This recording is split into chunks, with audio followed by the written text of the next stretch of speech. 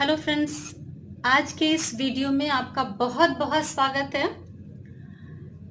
Friends, पिछले videos में हमने acceleration due to gravity study करना स्टार्ट किया था। इससे रिलेटेड कुछ टॉपिक्स हम डिस्कस कर चुके हैं और इसी सीरीज में आज हम डिस्कस कर रहे हैं variation in acceleration due to gravity. Variation में एल्टीट्यूड यानी हाइट का इफेक्ट क्या पड़ता है, ये पिछले वीडियो में डिस्कस किया। आज के वीडियो में हम इफेक्ट ऑफ डेप्थ ऑन जी यानी गहराई का एक्सीलरेशन ड्यू टू ग्रेविटी पर क्या इफेक्ट पड़ेगा, हम ये डिस्कस करेंगे। यानी हमें देखना क्या है कि एक्सीलरेशन ड्यू टू ग्रेविटी में डेप्थ पर जाने के साथ, गहराई में जाने के साथ क्या इफेक्ट आता है।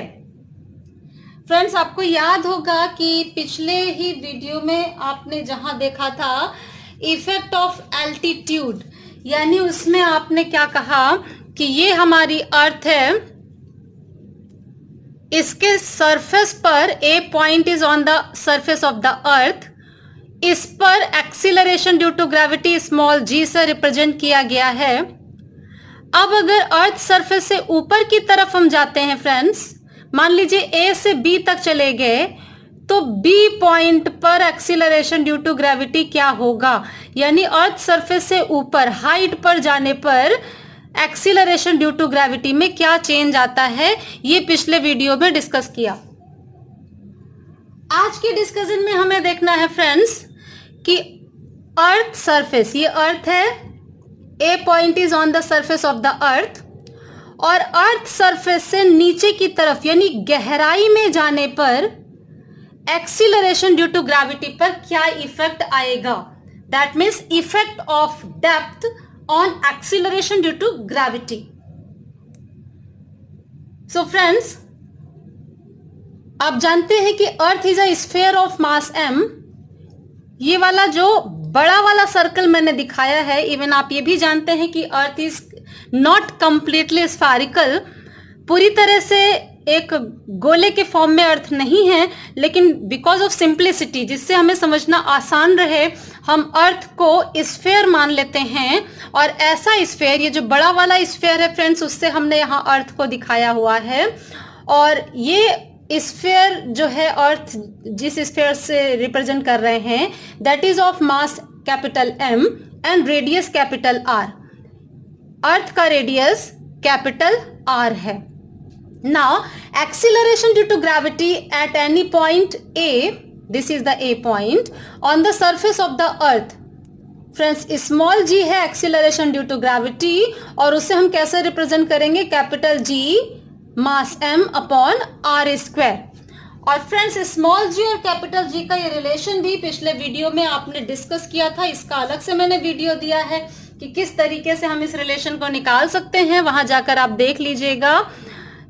यही प्रूफ हमने वहां पे दिया हुआ है, small g is equal to capital G m upon r square.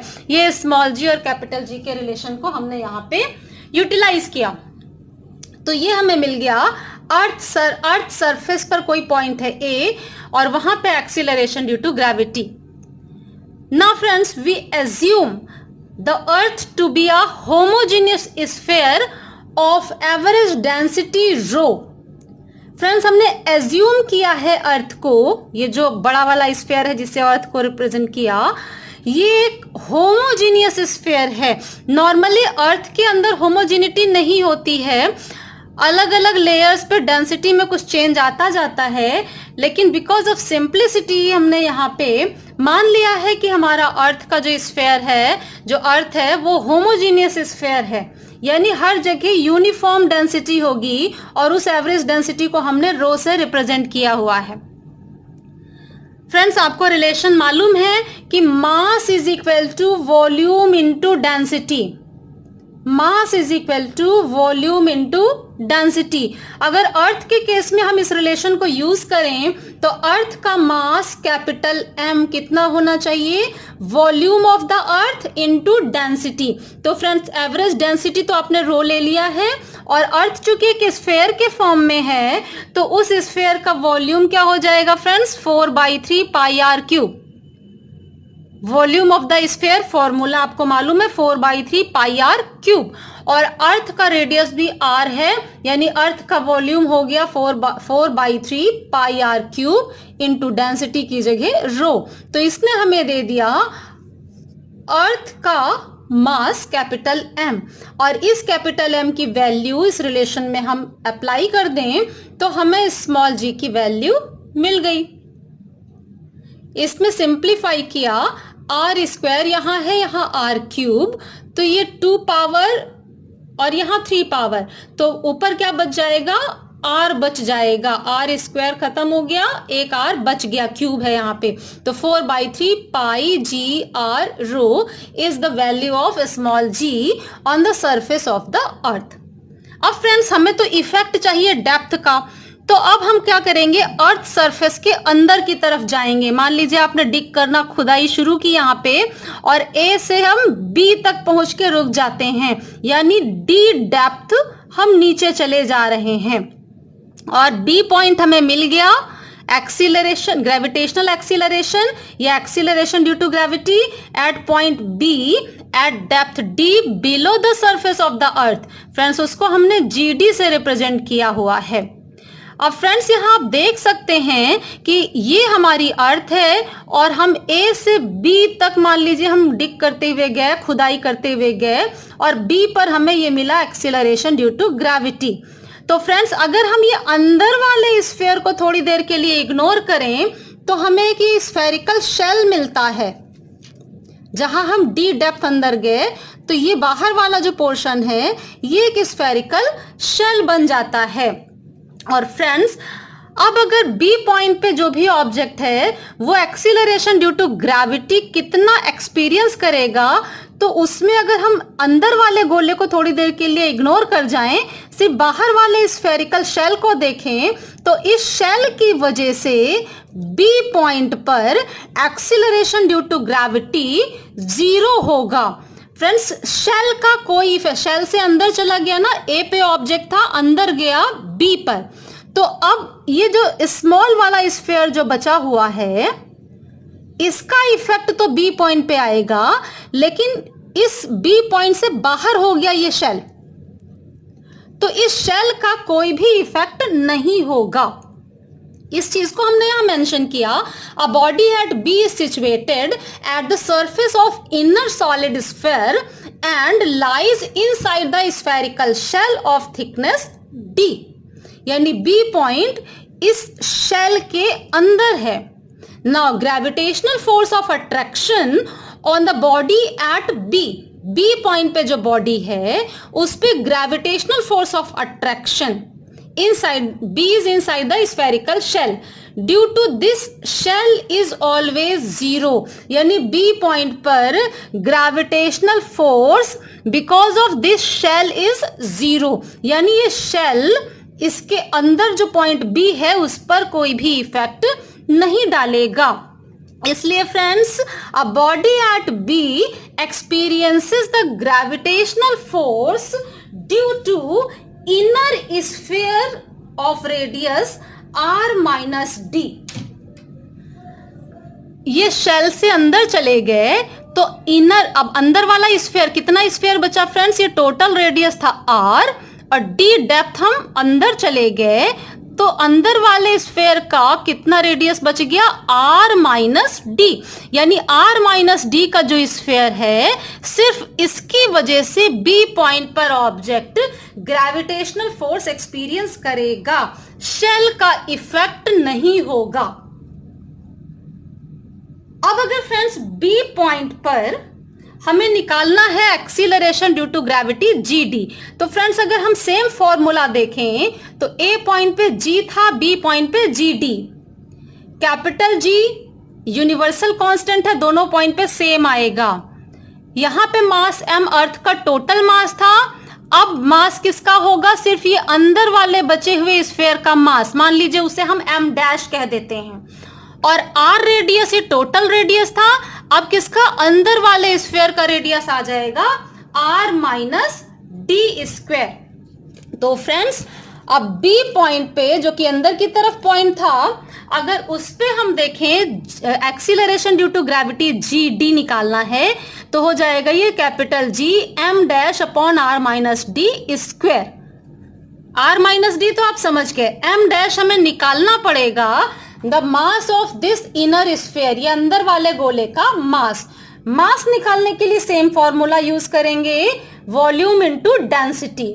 Friends यहाँ पे वॉल्यूम हमने पूरे इस अर्थ का जो स्फेरिकल शेप था उसका लिया था, अभी इस इनर वाले का हमें निकालना है मास, तो हम वॉल्यूम सिर्फ अंदर वाले गोले का लेंगे और ये वॉल्यूम हो जाएगा 4/3 पाई और r की जगह r माइनस डी क्यूब आएगा वॉल्यूम।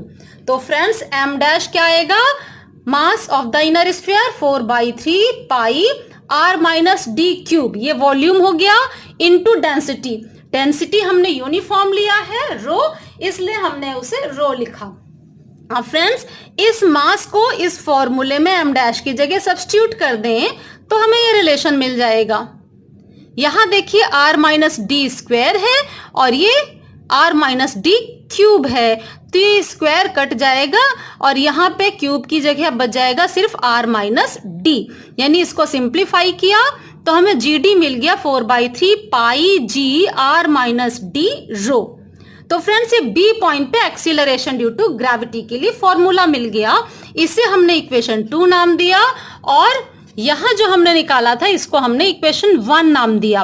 फ्रेंड्स हमें G और G डैश का रिलेशन चाहिए, यानी अर्थ सरफेस पर और किसी डेप्थ पर एक्सीलरेशन ड्यू टू ग्रेविटी का रिलेशन। तो फ्रेंड्स हमें क्या करना चाहिए? हमें सिंपल इतना करना है कि एक ये इक्वेशन और एक ये इक्वेशन, सेकेंड इक्वेशन को फर्स्ट इक्वेशन से डिवाइड कर दें। तो फ्रेंड्स लेफ्ट लेफ्ट से डिवाइड हो जाएगा और राइट राइट से डिवाइड हो जाएगा, जिससे हमें एक ये रिलेशन मिल जाएगी आकर के। इस रिलेशन को फ्रेंड्स सिंप्लीफाई करें तो ये 4/3 पाई कैंसिल, जी से कैंसिल, रो से कैंसिल, यानी हमें क्या मिला? r minus D upon R. इसको सिंप्लीफाई करें तो ये 1 माइनस डी अपॉन आर, क्योंकि ये r इन दोनों को डिवाइड करेगा, r अपॉन R is 1 minus D upon R. तो फ्रेंड्स हमें रिलेशन मिल गया GD is equal to G 1 minus small d upon r, जिसमें स्मॉल d वो डेप्थ है जितना अंदर आप चाहते हैं अर्थ में। और फ्रेंड्स इसे देख करके भी आपको समझ में आ रहा होगा कि GD जो कि किसी डेप्थ पर रिलेशन हमें मिल रहा है, इसको निकालने के लिए हमें लिखना पड़ा G into 1 minus D upon R. अब फ्रेंड्स सोचिए अगर ये d यानी डेप्थ को हम 0 कर दें, तो जैसे ही इस डेप्थ को आप 0 करते हैं, यानी हम 0 डेप्थ पे गए, हम सरफेस पे ही बैठे रहे, तो ये 0 हो जाएगा, यानी GD is equal to G हो गया।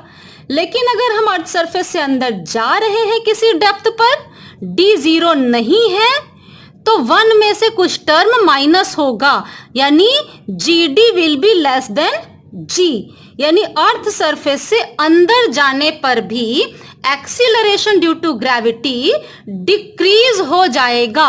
Acceleration due to gravity decreases with the increase in depth D। तो फ्रेंड्स यहां आपने देखा कि अर्थ सरफेस से नीचे यानी डेप्थ पे जाने पर भी acceleration due to gravity decrease करता है। और फ्रेंड्स पिछले वीडियो में आपने देखा था कि अर्थ सरफेस से ऊपर जाने पर भी acceleration due to gravity decrease कर जाता है, यानी अर्थ सरफेस पर ही मैक्सिमम होगा एक्सीलरेशन ड्यू टू ग्रेविटी, उससे ऊपर जाने पर भी डिक्रीज करेगा और उससे नीचे जाने पर भी डिक्रीज करेगा। अब अगर हम थोड़ी देर के लिए मान लें कि हम अगर h हाइट ऊपर गए तो ये रिलेशन आया, यहां हम d की जगह कह दें h लेंथ ही हम नीचे चले जाते हैं, d is equal to h कर दें फ्रेंड्स, तो ये रिलेशन क्या हो जाएगा? GD is equal to G 1 minus h upon R। h depth अगर अंदर जाते हैं, d की जगह पर h डेप्थ अंदर गए तो GD is equal to G 1 minus H upon R आएगा। और अगर h हाइट ऊपर जाते हैं अर्थ सरफेस से तो GH is equal to G 1 minus 2H upon R, यानी H हाइट ऊपर जाने पर यहां कितना माइनस करना पड़ा 2H अपॉन R, और H ही लेंथ नीचे जाने पर अर्थ सरफेस से हमें सिर्फ H अपॉन R माइनस करना पड़ा। यानी अगर हम जितना H लेंथ नीचे जाते हैं तो जितनी कमी आ रही है एक्सीलरेशन ड्यू टू ग्रेविटी में, उसकी डबल कमी आ जाएगी अगर हम h हाइट ऊपर चले जाएं। तो ऊपर जाने पर ज्यादा डिक्रीज करती है एक्सीलरेशन ड्यू टू ग्रेविटी, और नीचे जाने पर कंपैरेटिवली उतना ही नीचे जाएं तो वो कम डिक्रीज करती है। लेकिन दोनों ही केस में अर्थ सरफेस से ऊपर जाए या नीचे, acceleration due to gravity decrease कर जाती है। तो फ्रेंड्स, ये तो था डेप्थ का effect on acceleration due to gravity. इसके अलावा एक्सीलरेशन ड्यू टू ग्रेविटी में और किन किन वजहों से और कैसे वेरिएशन होता है, इसे जानने के लिए आगे की वीडियोस देखते रहिए। और अगर ये वीडियोस आपके लिए हेल्पफुल है फ्रेंड्स, तो वीडियो को लाइक करना और चैनल को सब्सक्राइब करना बिल्कुल ना भूलें। Thank you.